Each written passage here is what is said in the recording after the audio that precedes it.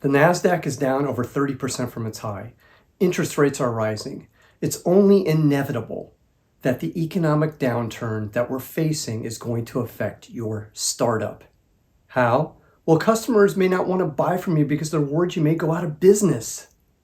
Raising that next round of funding might take longer than you expect. And don't expect the terms to be great because all the easy money is gone. I've survived several economic downturns during my years in business, including navigating my company through the Great Recession of 2008 and 2009. In today's video, I'll share with you a simple 3-step plan to get you through the tough times coming. Before I start, I want you to pause the video and get a pen and paper to take some notes. Step number 1 in our process, assess where you are. The first step in the process is assessing where you are financially. This means you have to know your numbers. The reason we start here is because you have to know when, if you don't make any changes to your current plan, you're gonna run out of money. So we start with, how much money are you burning every month?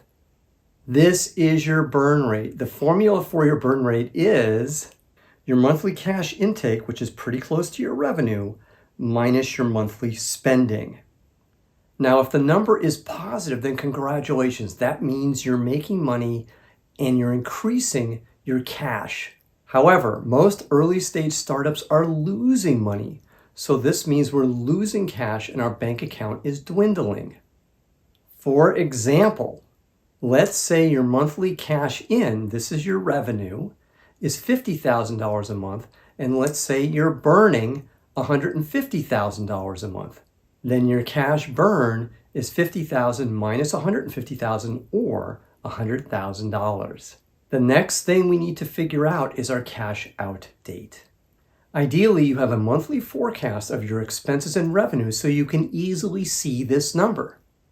But let's say you don't have that and you want to quickly assess how much time you have left. Let me show you how to do this. Then your cash out date is cash divided by your monthly burn rate. This will tell us how many months of runway we have left. Let's say we have $1 million worth of cash in the bank and we know our burn rate is $100,000 per month. Then we can quickly calculate that $1 million divided by $100,000 will give us 10 months of runway approximately left. Now we know where we are, so we can move on to step number 2 in our process. If you're not already a subscriber, then hit that subscribe button now, and you'll get notified every time I release a new video. Step number 2, extend your runway as long as you can. The reason you want to do this is fundraising in economic downturns is really, really difficult. And I should know, I successfully raised $12 million during the Great Recession, but it took me 2 years to raise the funding. The point is that every day you increase your runway, you increase your chances of survival. And that's the name of the game, surviving. Now comes the tough part. You're going to probably have to do some very unpleasant things right now. The first thing you should do is you should sign off on every cent your company is spending money on. Let me explain how you can do this. You should already be doing this as an early stage startup CEO, but anybody that you've given spending authority to, take it back from them. You're now going to sign every single check, every single authorization for spending in the company. If you don't take the step, you will not be in control of the spending in your company. Second, reduce your cash burn as much as possible. The goal here is to give yourself at least 18 to 24 months of runway. I'll explain why when we get to step number 3. Let's go through the list of things to look at. The biggest expense for most early stage startups is their team. Let's take a look at what we can do here to reduce our spending on the team. The first thing to do is immediately freeze salaries. Nobody gets a raise. The second thing to do is look at layoffs.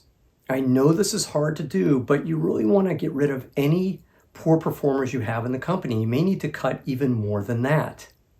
Third, if it's really drastic, you may need to cut people's salaries as well. Remember, the name of the game here is survival.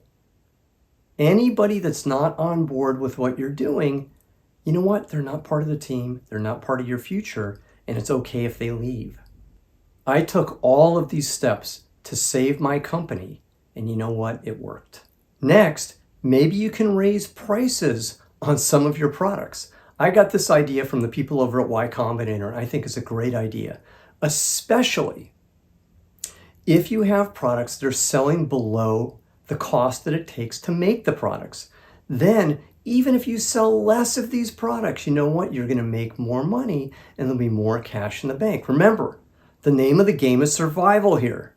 You can renegotiate or postpone payments to vendors. You'd be surprised at what vendors will do to help a company in need.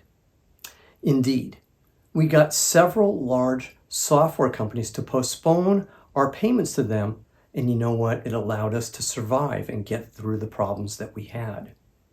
If you have a loan, see if you can get your lender to allow you to delay payments. Lenders that are startup friendly may allow you to delay payments, but it will come at a price when you negotiate this. Just remember again, the name of the game here is survival. Now we're done with step 2 and we're on to step 3 in our process. Now, if this content is resonating with you, then hit that like button right now. Step number 3 in our process, raise whatever money you can and communicate with your team. Let's start with communicating with your team. I believe the right thing to do is over-communicate with your team.